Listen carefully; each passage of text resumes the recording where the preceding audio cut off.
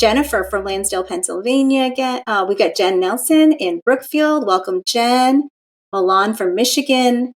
Sally, Randy, and Nick from Ambler, Pennsylvania. So glad you're here, guys. Porter Beach, Indiana represented. Joanna, thanks for being here with your 3 sons.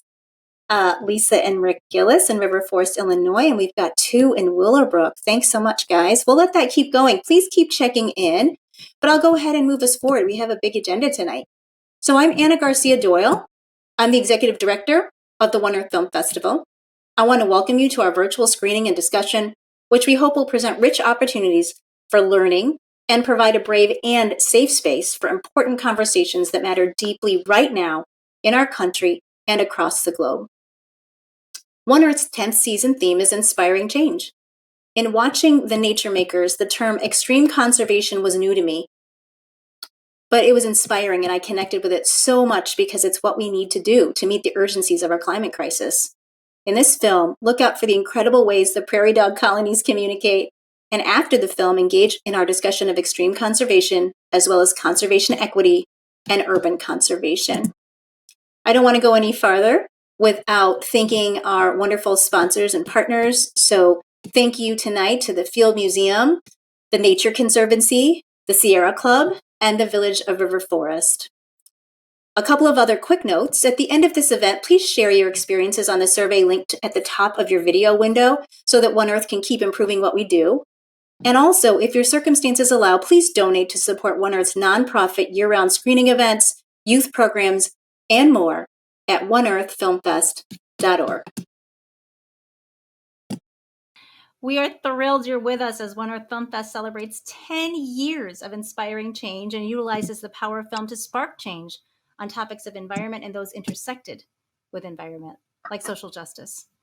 The fest has had to adapt to a virtual format, but we strive to stay true to our model. While we're not physically together, we are here together, live, virtually, still able to create community, become aware of issues, engage in dialogue, and be inspired to act. African-American activist Angela Davis said, "You have to act as if it were possible to radically transform the world."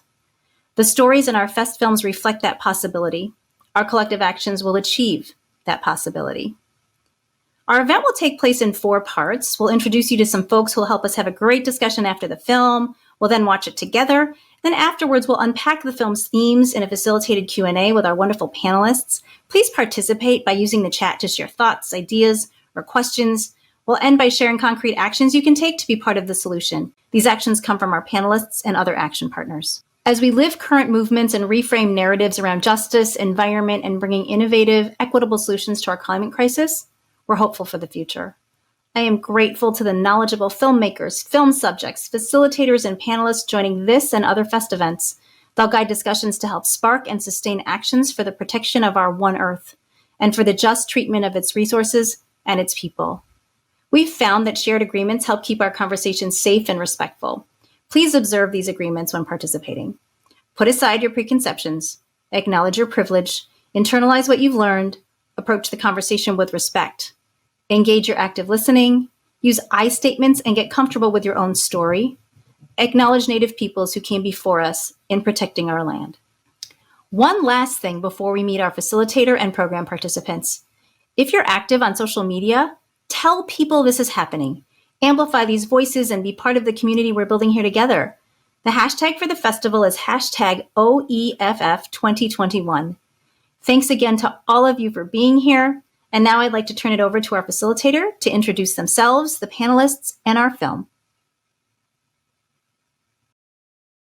Hi, my name is Amy Rosenthal, and I'll be your discussion facilitator this evening. I'm the director of the Field Museum's Keller Science Action Center, an interdisciplinary team that translates museum science into results for conservation and quality of life. You know, we often watch movies and then walk out of the theater without really reflecting on what we've seen, how we felt about it, or what implications it has for our lives. Today, we plan to have a rich, thought-provoking dialogue, sparked by the Nature Makers and joined by some of these incredible direction-setting panelists you'll meet soon. We look forward to having you participate too, bringing your reflections and questions into the room via chat, and also exploring ways to take related action. I'd like to briefly introduce the panelists that are going to be part of our post-film program. Amaris, Alanis Ribeiro, is director of North Park Village Nature Center in Chicago. Credell, or Cree Walls, is a youth advocate and nature enthusiast. We'll learn more about them after the film. Now, before we watch our first film, we want you to enjoy a 4-minute piece titled A Few Feet Away, directed by Matthew Taylor, winner of the postgraduate honorable mention in our Young Filmmakers contest. Matthew is a talented filmmaker and recent graduate of Texas A&M University in Corpus Christi, Texas. The Nature Makers will immediately follow A Few Feet Away. Make sure you stay tuned for a post-film conversation. Now, it's my pleasure to invite Scott Saunders, inimitable director of The Nature Makers, to introduce this film. I'm coming through now? Okay. Okay, good. You can hear me? Everybody hears me? Yes? Thumbs up? Okay, good. All right. As I was saying, thanks so much, Amy, and thanks so much to One Earth. I've been so impressed with what you guys are doing, to your commitment, to the work you're doing, and thank you for including the film. It's really great to be part of this forum. And also a shout out to my co-panelists, Amaris and Cree and Amy. I'm really looking forward to this discussion because I love the idea that we can use the film as a kind of jumping off point to talk about people's on the ground conservation work. So this is just the kind of thing we envisioned when we set out to make the film. So before we roll the film tonight, I just wanted to talk about a couple of things.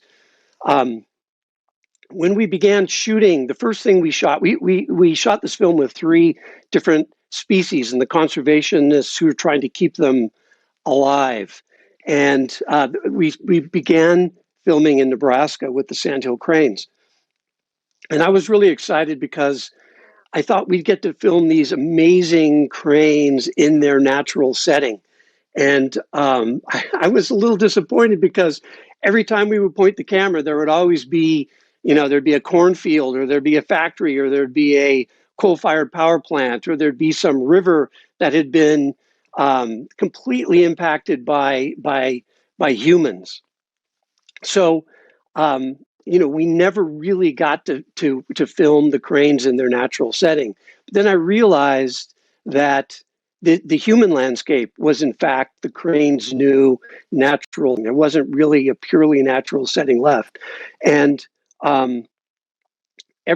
everything really about the crane's lives and the lives of the prairie dogs, who you'll also see, and the humpback chub is impacted by humans and human development. But here's the thing, and this is really one of the main points of the film. Not all human impacts are negative, and some impacts are actually quite positive. And so that means that this film is actually a hopeful film. So I hope you'll enjoy this hopeful film, and I hope you'll be around in 70 minutes to participate in this conversation we're going to have after the film. So thank you very much.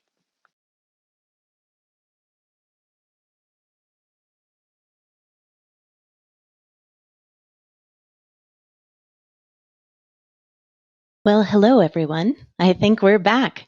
And I'm wondering, what are some of the scenes, people, or lines in the film that stood out for you?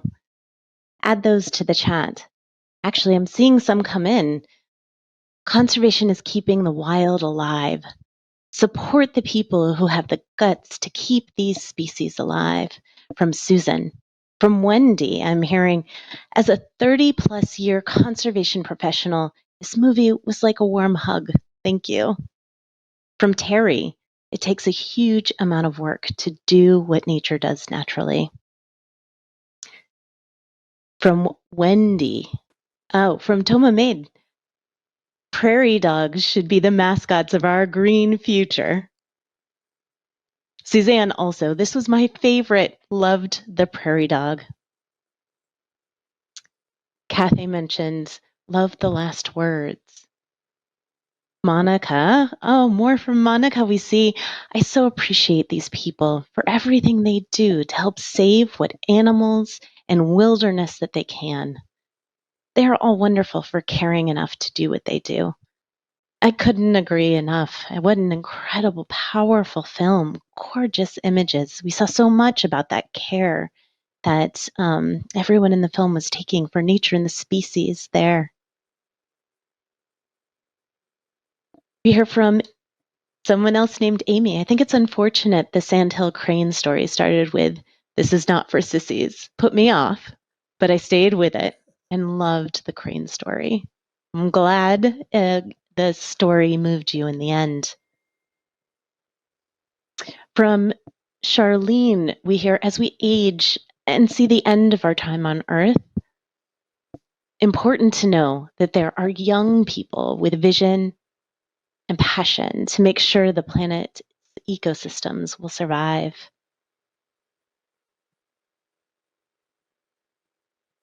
Well, we want to hear more from all of you, but now it is my great pleasure to reintroduce our panel tonight to hear their reflections.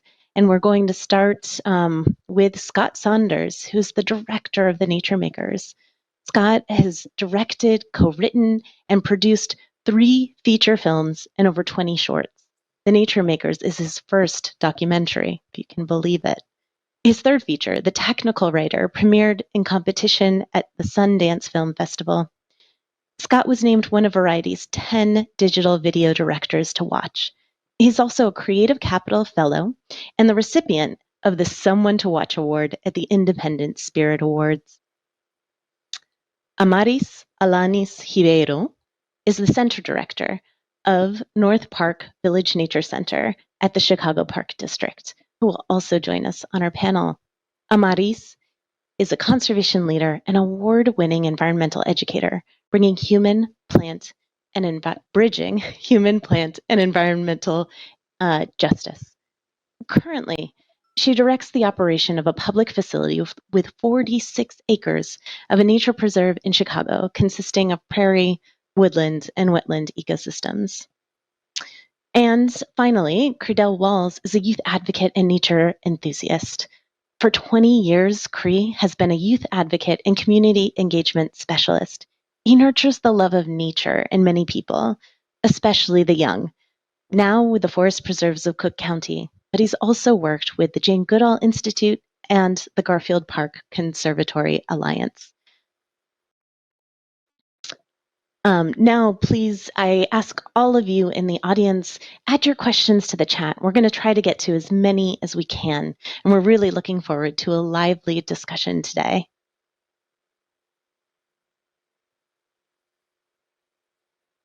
So I'm looking here, and I hear, Cree, would you, or actually, let's start with Cree. How does this work in the film reflect or remind you of the work that you're doing or have done? How does it relate to your experience here in Chicago?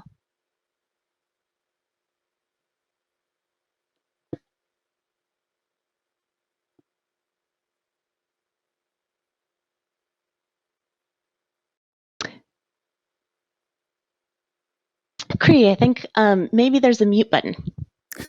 I was playing a joke on everyone. No, I wasn't. we're unmuted now. Thank you. I was saying first, I want to first of all thank the One Earth Film Festival for having me be here, part of the panel, and Scott for putting together an amazing film with taped. I was really impressed, and I developed a really deep appreciation for the passion that everyone had doing the work that they was doing for these amazing animals. And watching this film made me think a lot about the work that I do with the Forest Preserve and have done over my careers with numbers of different types of young people from all backgrounds when they're trying to make a difference in the world, when they're trying to do service learning campaigns and projects that shows the care for people, animals, and the environment, that level of passion and commitment to stick it through to the end. and overcoming the different barriers that might be in front of you. Whether you have all the knowledge or limited knowledge, you don't give up because you want to see change happen for the environment. So a lot of the work that I've done with young people have that same type of passion that these wonderful people in this film possessed. And yeah, I mean, I'll say more later, but I was just really impressed with the work that everyone was doing. Yeah. Alanis, does that jive with what your experience has been as well? Sure. Yes. Thank you, Amy, Cree, Scott, and One Earth Film Festival as well. I echo a lot of what Cree said. As a part of a conservation and environmental education, being able to engage people in the work of the science. I've done a lot of work with youth, and also help them go into conservation careers. And all of that said, I also feel that there was a beautiful connection with the various animals that were featured. So we really understood this respect for the species in a way that learned about their behavior, their characteristics, their beauty, their strength. And I think that that also is important to doing conservation work, of really looking at species in a mutually respectful way. Amaris, that was powerful. Scott, is that the response you were hoping for is in producing and making this film? What kind of an impact were you hoping to have on your audience? When I started, I didn't have any particular outcome in mind, but I think what they both Korea and Amaris speak to is very much in line with what I experienced while making the film. I always took a lot of pride because I always thought independent filmmakers were like the hardest working people I knew. And I always thought that was great. And I always really admired my friends for how dedicated and passionate they were, and how kind of selfless and dogged they were. And so once I started hanging out with conservationists, I was like, oh, I get these people. They're my tribe. They do a different thing, but I've just felt immediately comfortable with them and at home with them.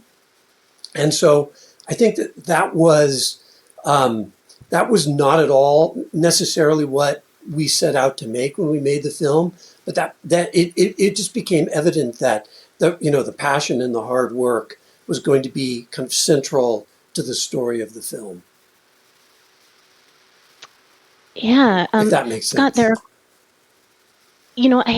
it does. It's reminds me of the hardworking team of folks that I work with and the experiences that Cree and Amaris have described, the youth that they're engaged with too, at least the hardworking, passionate part for conservation workers and leaders.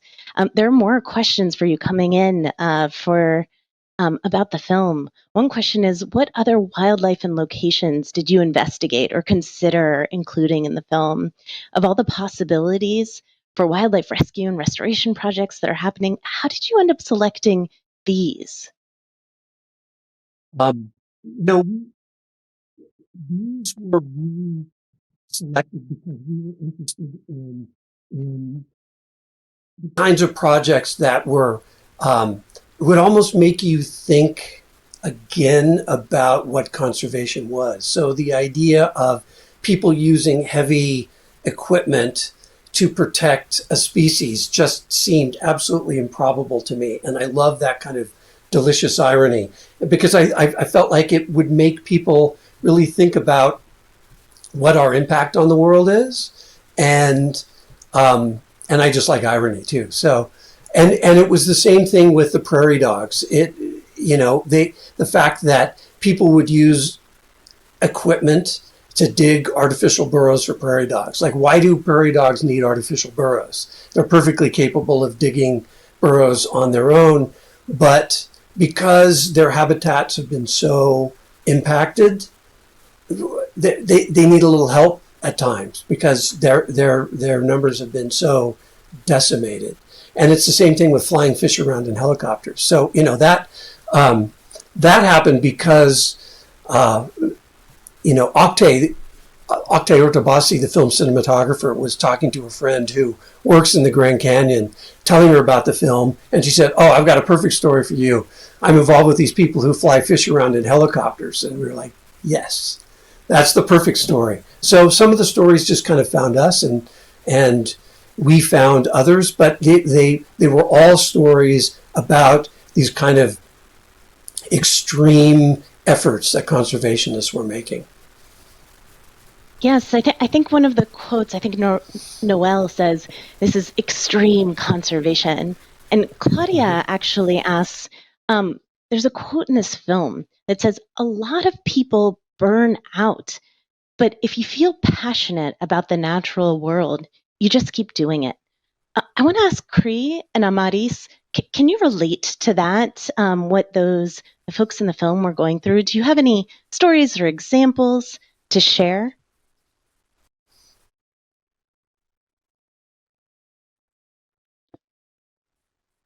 I studied ecology and animal behavior in college, and all of my excursions, both in school and taking teens, a lot of the work does take time to see results.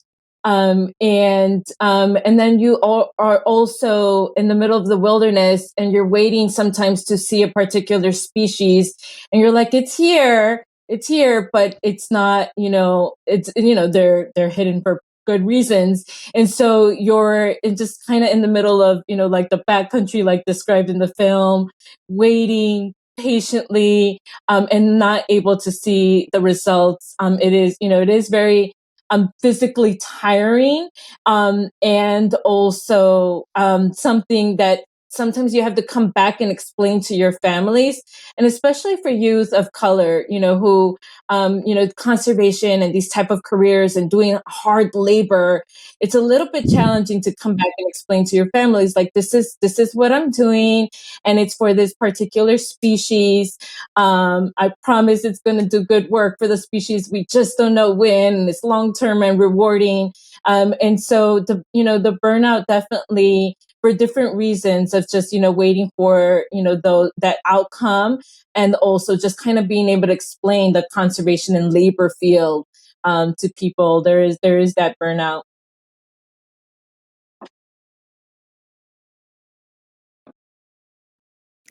Yeah, Cree, does that resonate with you?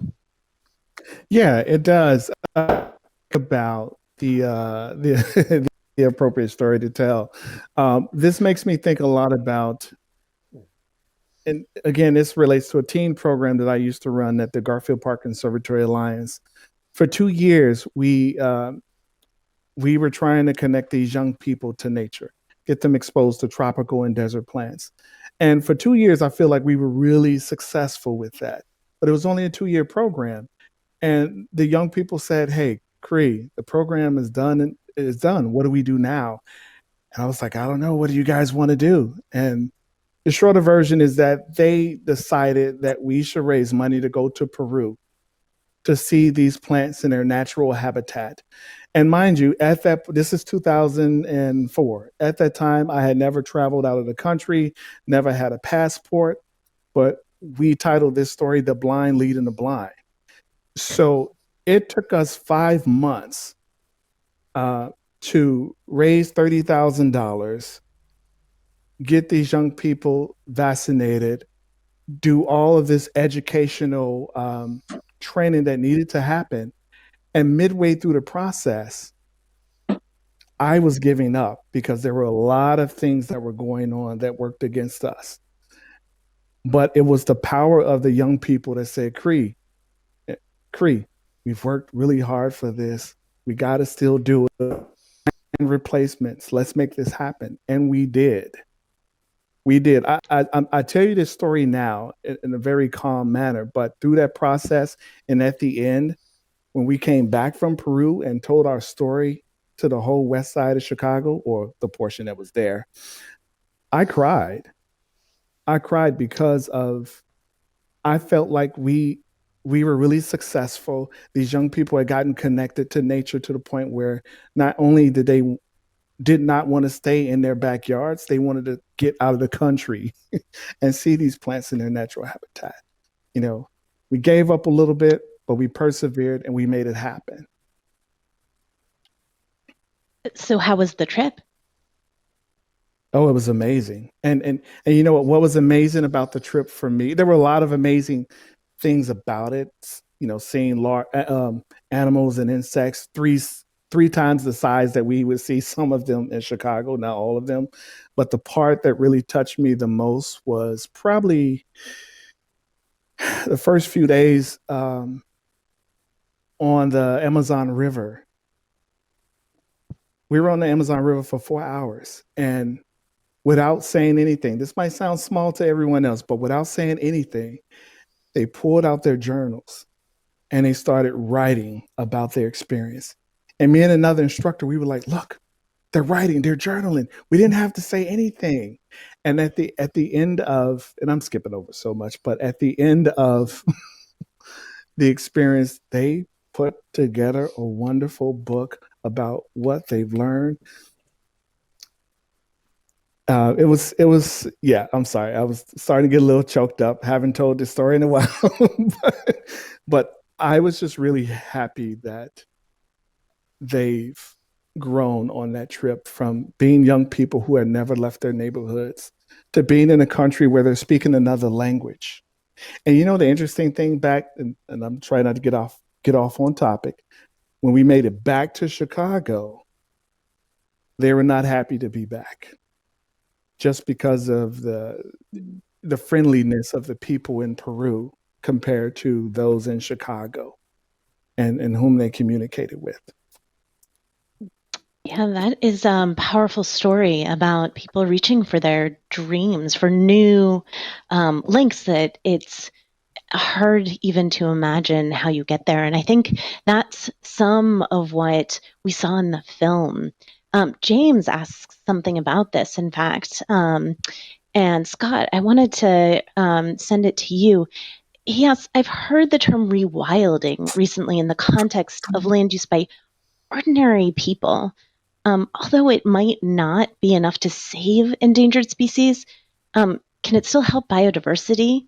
Is it a fast growing and promising trend in the US? Did you see some of this as you were making your film?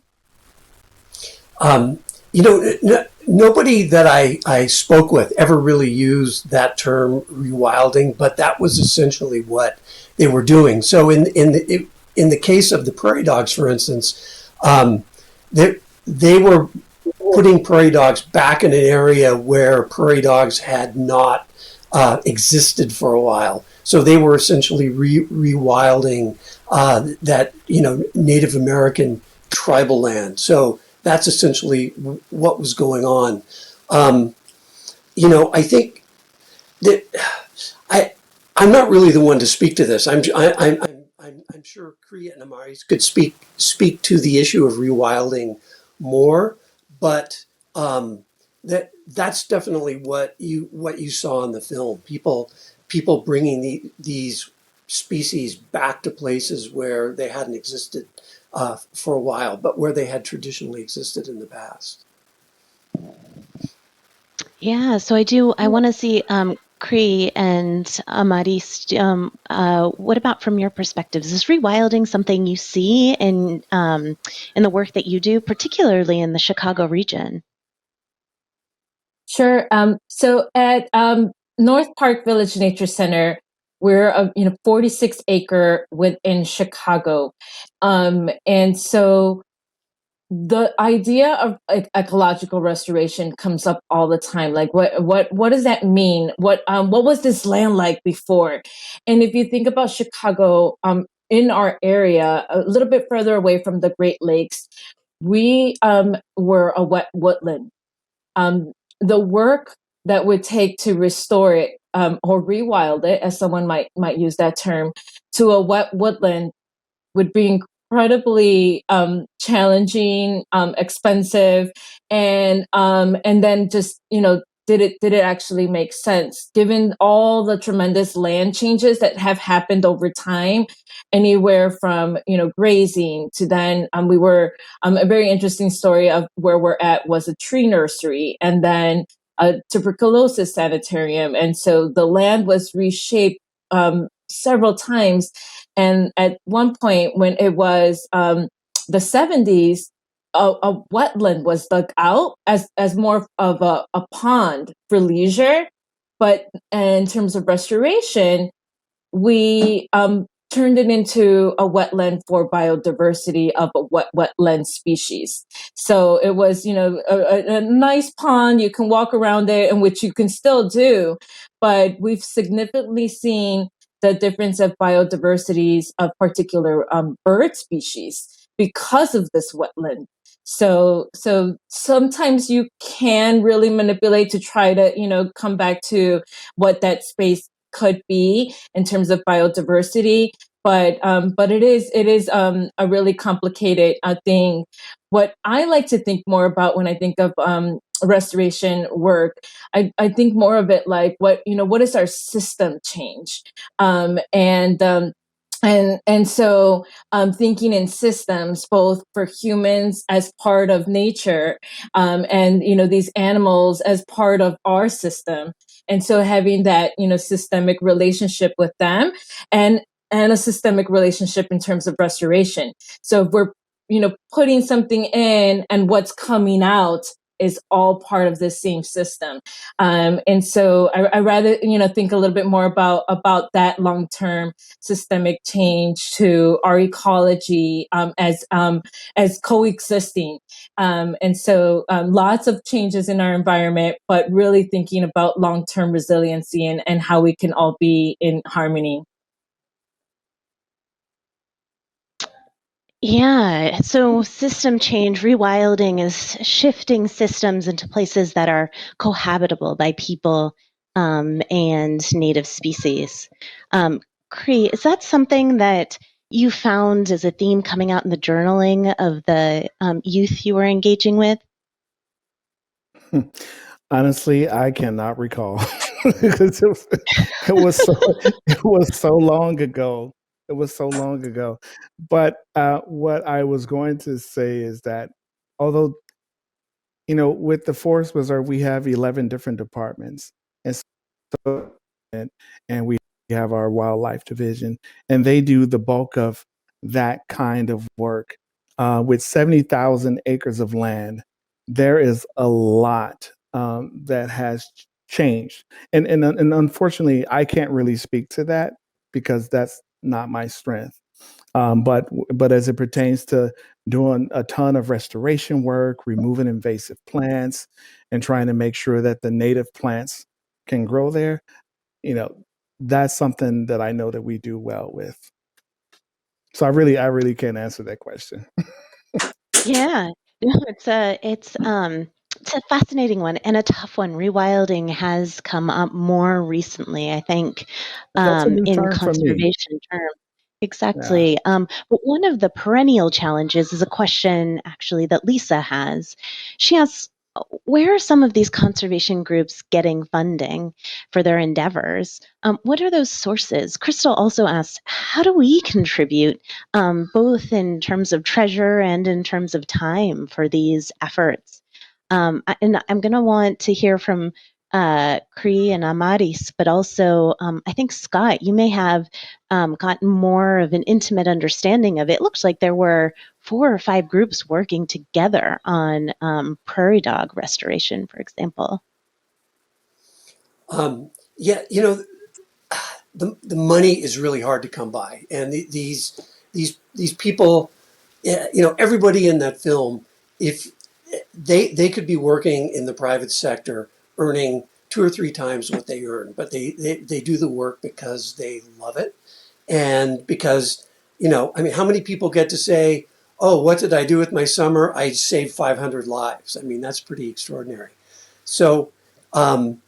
Every organization finds its funding in a different way. So, for instance, the Crane Trust, a lot of that money is that they have to work with comes from a deal that they made early on when the dams were being built on the Platte River.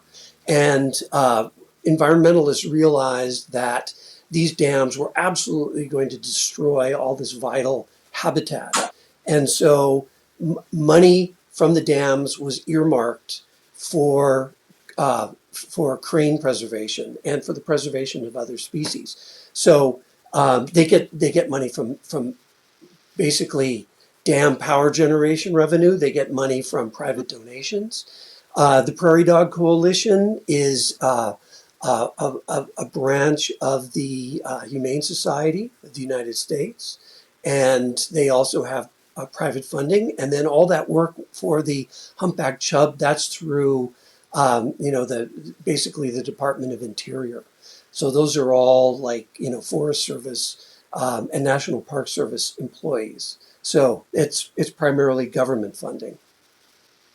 So it's just these organizations just cobble together their money however they can, and they're always pinched. There's never enough to go around. Given that, I want to turn to the question from, I think it's Danielle. It says, what advice could you give to a young man who is passionate about nature, the environment, and conservation? How can one embrace such a career? I mean, given the challenges of resourcing this kind of conservation effort, Cree, I wanted to turn it over to you first to answer that question. I'm sorry, can you repeat the question again? Yeah, so a young man who's interested, passionate about nature, what advice would you give to someone who wants to do that? How do you start your career? I mean, well, the biggest question, I'll just put this out there first. For me, it will depends on where he lives, what community he's from, and so forth. But I think the first response I have is reflect on your connection to nature first. If you've already been outside in nature, ask yourself, how does nature feel to you? The second thing that I would suggest too is once you've figured out or thought about the connection that you have with nature, identify ways to volunteer first. You can go to your local forest preserve, park district, find ways to volunteer with the outdoors and nature. And then once you've started volunteering and you really see that you have this passion and connection to nature,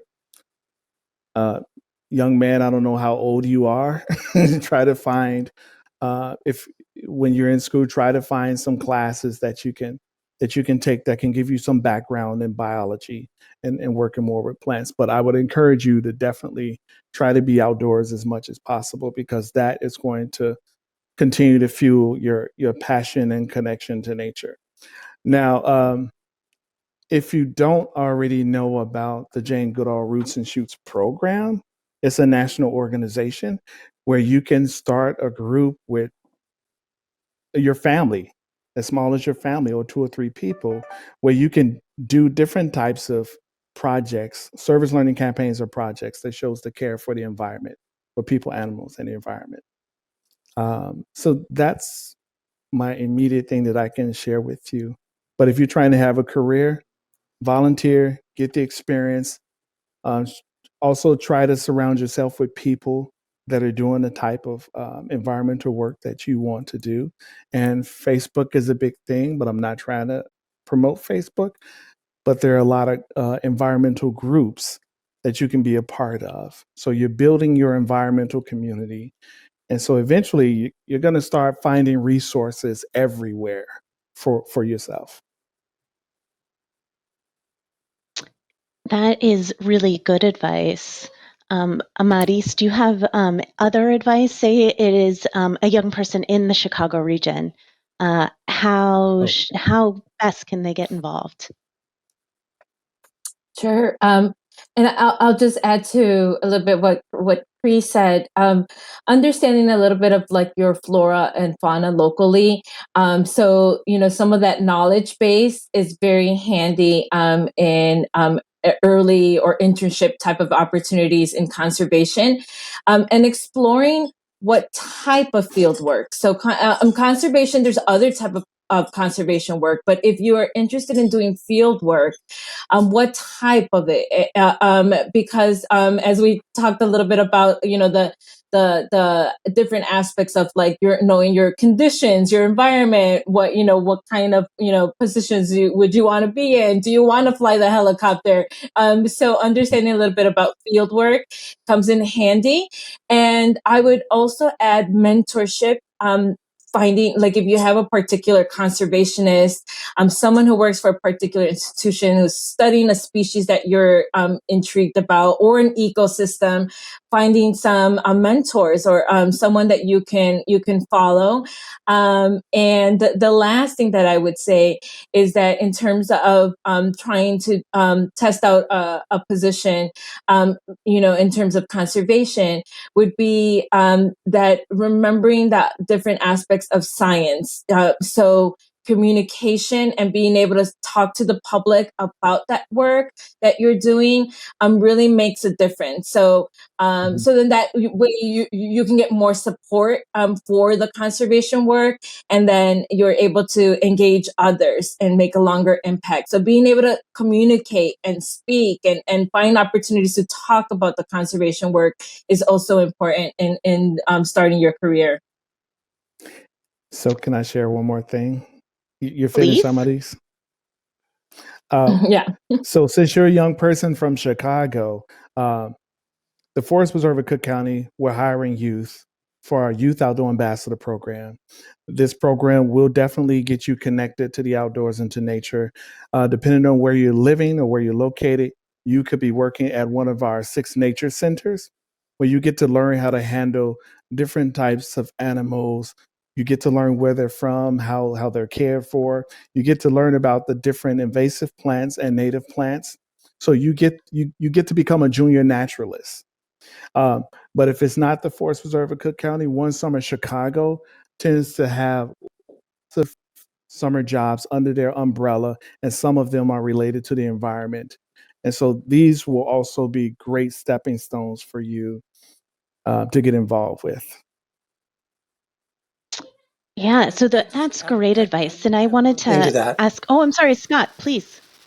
No, I was just going to say what I observed with the people working in the field was that they had a really interesting combination of like emotional connection with the work that they were doing, but also a kind of rigorous scientific relationship with what they were doing. So they were able to combine both sides of their brains in a really interesting way. And that made them really, really interesting people and really fun to hang out with, because you could talk to them about all kinds of things, about science or just about, their crazy adventures in the wild. So, it to all the people considering going into that field, it's great, it's challenging, but it's so fulfilling. And I loved every minute that I got to hang out with the people who are working in the field. So go for it. It's great stuff. Yeah, that's And great. There's Scott, actually, oh, no, Cree, no, I go. was going to say, Scott, when you're really passionate about something, it's not hard. It's not that challenging. And even if it is challenging, that passion pushes you through. And that's what makes it, this feel enjoyable because of that passion. So I just wanted to add to what you said because I was feeling what you said. Scott, that must have been some of what you saw and of those folks who, as you said, they were using huge machines to remake floodplain behavior, or helicopters to move fish from one watershed or one stretch of river to another. That's like moving mountains, almost literally. Yeah, and nobody. Just to continue the thought about people working in the field, very few people that I encountered um, were sort of intense specialists. Everybody could do all kinds of things. So they could participate in wildlife studies, and then they could drive these giant heavy machines, or they could they could hike 20 miles into the backcountry up these, steep hills. but they could be doing science the whole way, and they could be taking notes and field notes. So, yeah, that's I guess it that kind of flexibility that people would bring to the task was really, really compelling. I have a question for these guys that about, it before I started this film, I would have thought that, urban conservation was like the perfect oxymoron. Like, um, that how can you have conservation in an urban setting? And I looked up North Park, and you're right in the middle of the city. It's really remarkable. So, can you talk a little bit about it? Because this film was sort of set, uh, in places where human impacts were pretty profound, but they were still relatively um, rural for the most part. And I'm kind of interested in how you guys work in a more urban setting, because those human impacts are even more intense where you're working. So I'm interested in hearing a little bit about that. That is a great question. Amaris, would you start us off? Sure. Um, in an urban setting, we are still very much dealing with the invasive species, managing for that, and also managing for that balance of human interaction in the space. So we are a preserve within the city, and we still have a lot of visitors and foot traffic. That changes a little bit of that feeling, or the small spring sprouting along the trail that's trying to come out, and maybe people kind of went off trail a little bit. We try to do a lot of engagement around talking to the people about when they're visiting, how to have a ethical visit where you're doing observation, not going off trail, but hey, there's this other place where you can go off trail. But it's in terms of the, ecology work, it's, buckthorn is one of our invasives. We've got the garlic mustard. It's a yearly, thing that continuously we're both using the equipment, the tools, and a lot of the hand and support. It is this new type of balance. We still have an amazing biodiversity, as I was mentioning. In April and May, it's our migratory season of birds, and the incredible amount of warblers that come to just our little spot, like in Chicago, this little gem. We've also seen some rare bird wetland species that have come through. So it's incredible how the animals are adapting, and how we continuously have the human conversation about, even in this gem, we still have to consider that balance and care for the natural world. Yeah, I just want to add to what Amaris is saying. I mean, the Forest Preserve, I already mentioned, is 70,000 acres of land spread throughout Cook County, and the majority of the most of our Forest Preserve is next to different communities, and we have a lot of human traffic um, throughout the Forest Preserve. And people are using the Forest Preserve for numbers of things, from bird watching to fishing. Some people might be washing their cars, depending on the location. Tons of things. So the best thing that we tend to do right now is we really try to engage people, engage the community in what we have to offer. We try to engage the community and help us to develop different preserves, so that we know what they want at that location and what they can uh, benefit from that location. But also, most importantly, we invite them to help us take care of it. So, even if it's with the restoration works, or we do our litter pickup program that spreads throughout the county, uh, any event that we always have some type of, call to action. What kind of work you can do at this location, or what you can do on another day. So we do our best to try to involve the community into the preserve, so that it can be around for another 100 years. So it's clear that there is a lot of nature restoration, conservation, and things to see, even in an urban space. I think one of the things that is most emblematic about that to me is the journey of the monarch butterfly. We see so many monarchs coming through the city of Chicago. And in fact, at the same time, we see these right now in the spring, we're starting to see so many birds, as Amaris was saying. The city of Chicago, right on the lake, is as important habitat as the places farther out, more rural. And they play this complementary role. I think we're beginning to understand that for species conservation and also for the understanding and enjoyment of people. I think that's what I'm hearing Cree, you've said in so many different ways, in the ways you engage with folks. And I think Amaris, you were saying this is what the North Park Village Center, that's what we provide in the city of Chicago. The Park District offers a real, if not a nature refuge, a place where people can really engage.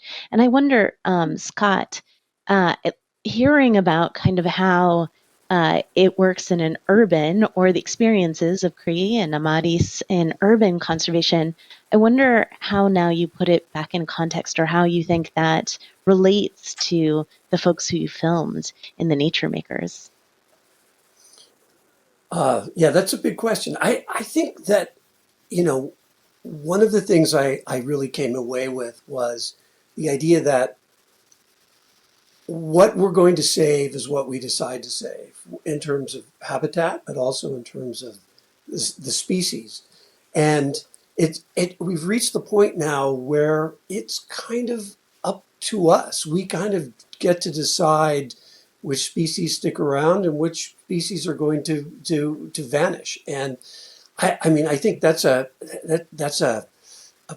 pretty overwhelming responsibility, but at the same time, I think it's I find it kind of empowering, because it means we can make a difference, we can save species, we can save habitat, we know how important it is, and so it kind of empowers us to to set out to make a difference, because it's now up to us. Like I said before the film, um, you know, there everything happens in a human context now. Everything, like wildlife, is evolving under pressure from humans. They are moving under pressure from humans. They are living and dying under pressure from humans. And so that gives us an ability to decide that we are going to make profound change and keep these species around, because we need to. And I think if there's any lesson to be drawn from the pandemic, we're hopefully on the other side of now, it's that humans cannot exist apart from the natural world. We are bound tightly to nature, and we have to take care of it, not just because it's in our financial interest, but because our lives depend upon it. And then because we have a moral obligation to not be the only species that matter. So that's my reaction. That was an incredible reaction, a really powerful one. And I think at this time I wanted to note that the explorer and activist Robert Swan said, "The greatest threat to our planet is the belief that someone else will save it." And so, on that note, I have one final question for this esteemed panel.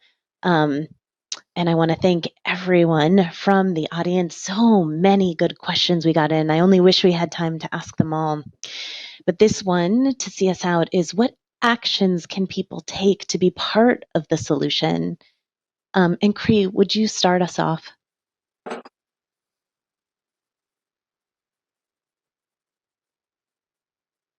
I think you might be muted. And you are right.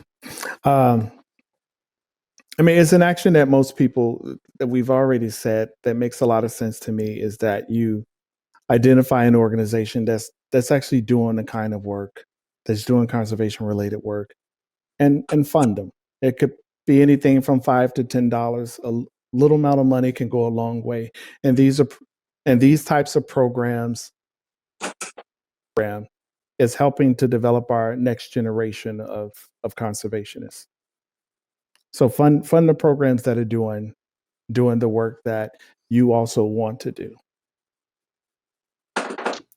Thank you so much for that, Cree. Amaris, would you go next? Sure. In terms of action, I think there's a lot of work that we can do as individuals to continue our personal ethic with the environment. It's also important for us to advocate for the policies that have protected our plants and wildlife relatives. We should be advocates in those ways as well. And to consider climate change and the urban changes, environmental justice is also key. So we're still facing a lot of injustices and inequities when it comes to climate change impacting the different cities or different ecosystems that are, whether they're islands or just very ecosystems that might not be here. And so it's just really important for us to think about those actions that help with climate change and environmental justice. And that also helps bridge the case for both people and the environment. Thank you so much for making that important point, Amaris. Scott, last word goes to you on this panel. What actions can people take to be part of the solution? So every group that we filmed with worked with volunteers. So they're, as part of the crew that you saw working in the Grand Canyon, some of those people were volunteers. Some of them were retired, and they got to fly in on the helicopter, and they got to do this amazing work with the fish. And there were volunteers working with the prairie dogs. They got to handle the prairie dogs and save prairie dog lives. And so every region of the country has conservation challenges, and if you're interested, you can spend an afternoon, a morning working with some amazing people. So I would highly recommend doing that if you're so inclined. And then the other thing you can do is as Chris said, is donate. And one of the things that I do locally is I just made a monthly pledge to a local wildlife organization whose work I really like. And, you know, the money just goes out of my bank account every month. I don't even have to think about it. And it makes it really easy, and I feel good. And so I'm compelled to sort of keep abreast of what this organization is doing in a way I might not, were I not a regular contributor to what they're doing. So I think those are two things you can really, really easily do. And then there's a lot more, but I think those are sort of the gateway drugs to conservation for me.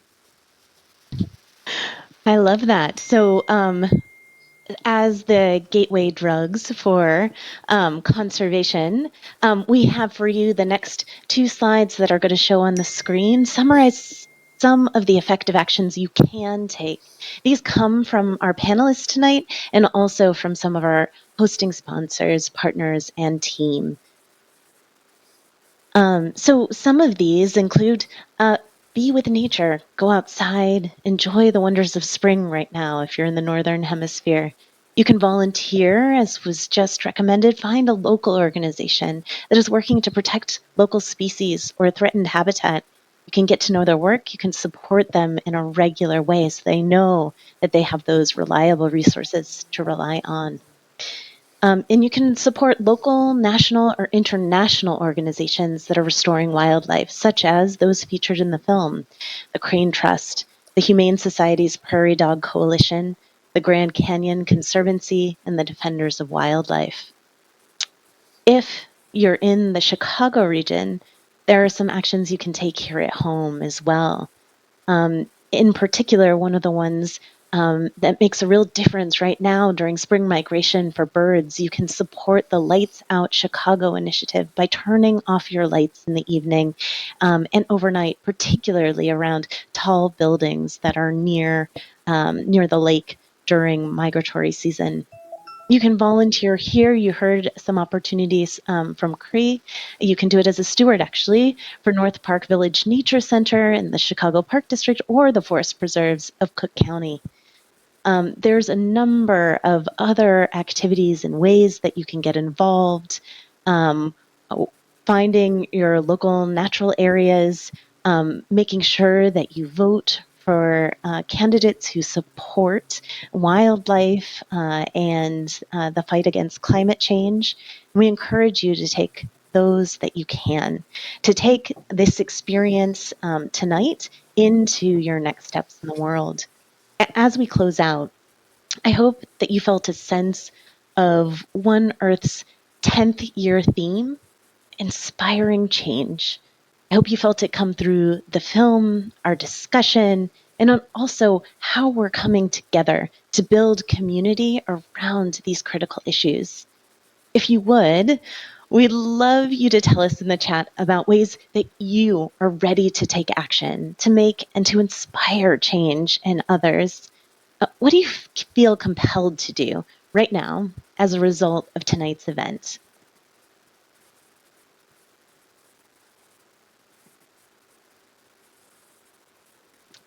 And so just looking to see what is being posted. I see gateway drugs for conservation. One of the things we're really looking forward to, however you can get it. Eating mostly vegetables is another one I see from Henry.